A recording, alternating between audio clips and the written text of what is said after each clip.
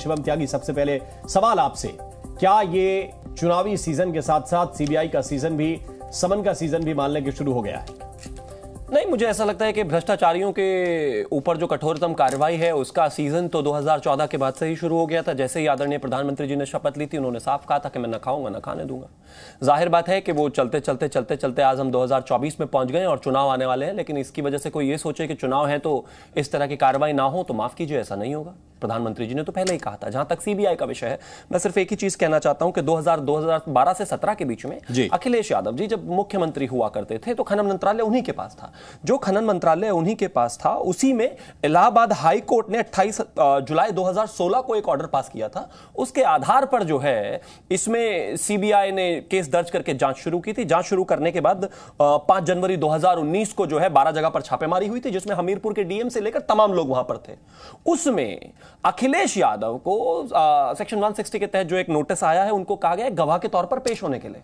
मुझे एक चीज बताइए, एक मुख्यमंत्री जो उसी डिपार्टमेंट का मंत्री भी रहे हैं, वो डिपार्टमेंट उन्हीं के पास था। उन्हीं के दौरान इलाहाबाद हाई कोर्ट ने एक ऑर्डर पास किया जिसके तहत सीबीआई ने केस दर्ज किया, उसमें इन्वेस्टिगेशन की। 2019 में उसमें छापेमारी हुई। छापेमारी के बाद बड़ी मात्रा में सोना और कैश बरामद हुआ।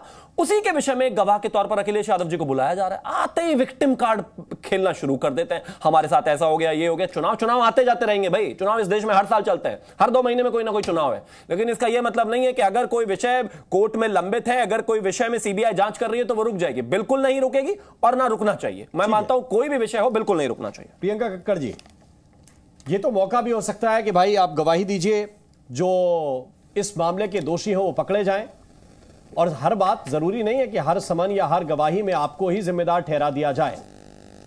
क्या आपको लगता है कि जांच एजेंसियों का सहयोग करना सभी नेताओं का फर्ज नहीं है? सभी को नमस्ते। देखिए, जांच एजेंसी ईडी सीबीआई आज सबसे मजबूत एलाय है भाजपा की। सबसे मेरी आवाज एको हो रही है, इसको आपको ठीक कराना पड़ेगा। जी ठीक कराइए जरा। बोलिए प्रियंका जी। सबसे मजबूत एलाय आज भाजपा को कोई है तो वो ईडी और सीबीआई है। तभी तो सपना बग्गावली के अगेंस्ट जैसे ही 5 ईडी के समन आए और वो भाजपा में शामिल हो गई तो ईडी का केस बंद हो गया। जैसे ही छगन भुजबल ने ईडी में शामिल हो गए तो ईडी ने कोर्ट में कह दिया कि फाइल खो गई और केस बंद हो गया।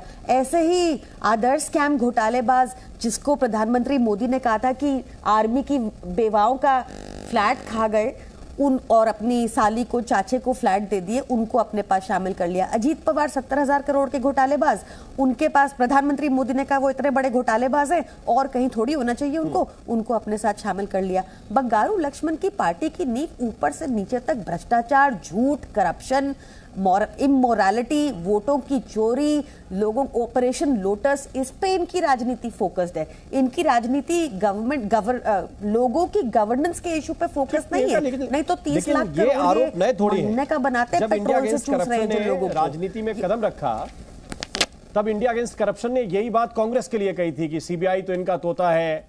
सीबीआई के लोग ये इस हिसाब से प्लान करते हैं कि मुलायम सिंह यादव और मायावती और लालू प्रसाद यादव इन लोगों की मदद करें, इनको बाहर से समर्थन देते रहें, इसलिए ये सीबीआई का इस्तेमाल करते हैं। उन्हीं के साथ आज आप खड़े हैं गठबंधन में।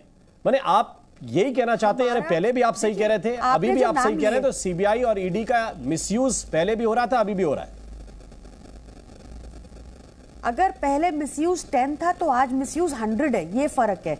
पहले अगर मिसयूज था तो अब तो आप 10 वाले के साथ खड़े हो गए, इसका मतलब जैसे कानूनों में 100 बचाने के लिए आप 10 वाले के साथ खड़े हो गए। आपको मैं बताती हूँ, नहीं आपको देखिए, आपको भी, मीडिया को भी क्वेश्चन तो करना चाहिए ना कि ऐसी अनैतिक पार्टियां जो वोटों की चोरी करती है, सरकारें तोड़ती है जीत तोड़ने के लिए, आप उनसे नहीं पूछते? कोई बात नहीं, मैं आपको जवाब देती हूँ। जवाब ये है कि शिवम से पूछा, लेकिन प्रियंका जी जो सवाल आपसे पूछा आप उसका जवाब दे दीजिए। दूसरा सवाल आपका ईमानदारी का सवाल है, मैं लेके जाऊंगा। दे रही हूँ मैं जवाब दे रही हूँ।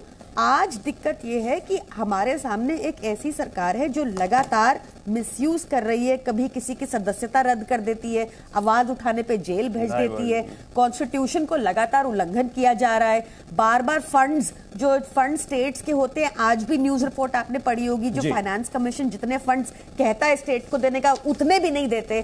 तो ये लगातार स्टाइफल कर रहे हैं। आप देखें आज देश की हालत ये है कि 80 करोड़ लोग मोहताज है सरकारी अनाज पे। आप देखें देश की हालत ये है कि अगर आप 25,000 रुपए कमाते हैं तो देश के टॉप 10% में आते हैं। आज हालत ये देश की हालत कैसे हो? कोई भी सेक्टर नहीं, एक मिनट में वाजपेयी साहब के पास चलूंगा। ये देश की हालत कैसे हुई?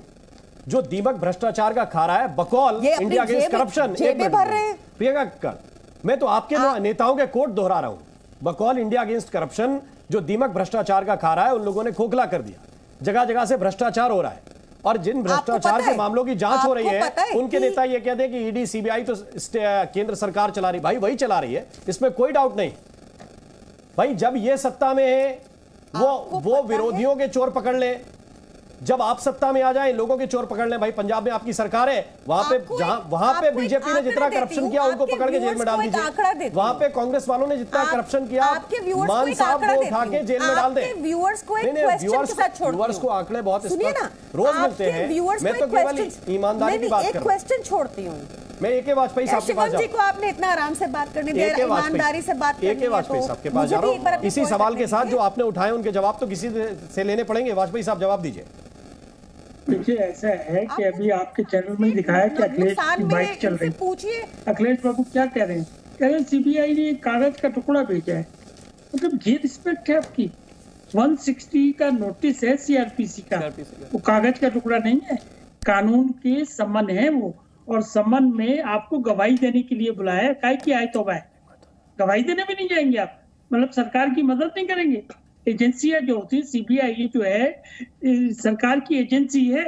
अगर इन्वेस्टिगेशन चल रही है माइनिंग केस की, और वो भी हाईकोर्ट के ऑर्डर, सही बताया शुभम ने कि वो हाईकोर्ट के ऑर्डर से इन्वेस्टिगेशन चल रही है। और ये क्या बात करेंगे ये प्रियंका कक्कड़ जी? आप क्या बात करोगे?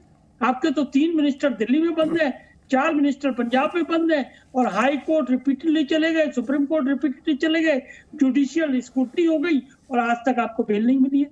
किसी को 1.5 साल हो गया, किसी को 2 साल हो गया, किसी को साल भर हो गया।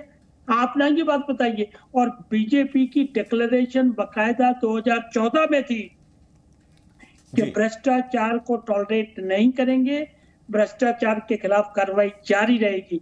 अभी पिछले साल डीजीपी की, ऑल स्टेट्स के डीजीपी की मीटिंग थी। मोदी जी ने उसमें कहा बकायदा उनको सबको कि आप निर्भीक होकर अपना काम करिए, सरकार आपके साथ खड़ी है। तो ये पाक साफ इन्वेस्टिगेशन चल रही है। और ये आर्गुमेंट आपको अवेलेबल नहीं होता कि पहले उस चोर को पकड़िए, पहले उस केस में क्या हुआ, इस केस में क्या हुआ। No sorry. और मिसयूज का जहां तक सवाल है ना, आप 18 पार्टियां सुप्रीम कोर्ट होके आए हो, सेम डाटा दिए, स्टैटिस्टिक्स दी, मिसयूज का एलिगेशन था। क्या हुआ उस पिटीशन का? सुप्रीम कोर्ट ने डिसमिस कर दी बकायदा। कोई रिलीफ किसी तरह का दिया नहीं है। तो जनता को गुमराह करने की कोशिश नहीं की। पब्लिक का पैसा जो भी लूटेगा, जो भी भ्रष्टाचार करेगा, उसके खिलाफ सरकार की एजेंसियां काम करेंगी। जी न्यूज़।